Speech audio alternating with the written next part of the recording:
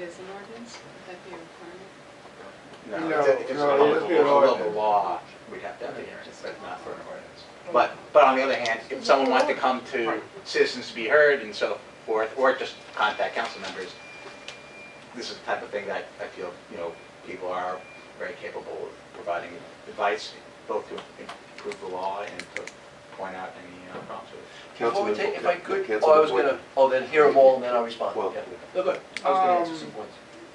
Yeah, this is a movement that is really countrywide. Even North Carolina is hot, heavy into it.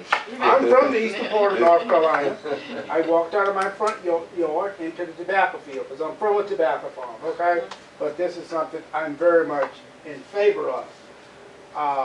I think we've got to make sure we are on legally sound grounds, that we're not violating someone's, quote, freedom of speech. And I think the issue of fines, I think we got to be, a police or whomever's writing a fine, you got to think, well, maybe they ought to be doing something else. I mean, I'm just saying, maybe we're talking about moving slowly. We're talking about maybe self-enforced. Maybe there's not a fine attached to say, hey, did you know that we have a law that, we really can't smoke in the parks? I think we got to think critical and strategically about something like this. Because you will have people say, now you're violating my freedom or whatever. I just think it's a great idea.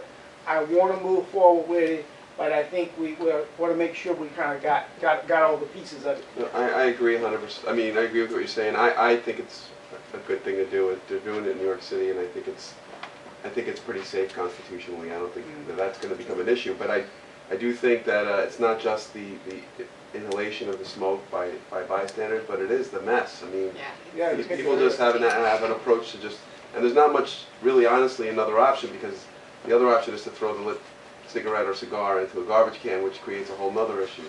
So, And a cigarette pack. well, and I think that Councilman Buchwald's point that the parks are different is well taken, and yet, while the environmental impact at Liberty Park may be more the issue, if you are in Renaissance Plaza and you sit down to read a book with a cup of Starbucks, and the guy that sits down next to you lights a cigar, now you got a different issue. So I think these are things to look at, but I'm in favor of this. I think it's it's a choice, smoking, and you're finding now with buildings. I mean, you used to see people clustered in front of buildings. Now they don't permit that because you would cause people to walk through a cloud of smoke. Now I was reading in the New York Times, hospitals, White Plains Hospital got rid of their smoking area. You cannot smoke on White Plains Hospital property any longer.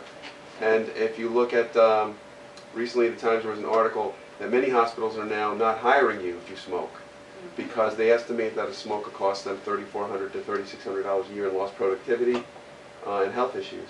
So, I mean, this is starting to come to the surface, because you have employees who say, wait a minute, I don't get to leave my desk every 20 minutes, to go outside, or however long it takes. I grew up with 2 smokers, and I swore I would never put a cigarette in my mouth, and I never have, and I feel terrible for those who do, because I know it is one of the most insidious and difficult addictions to break free of. I've seen so many people struggle for years to get free of it, but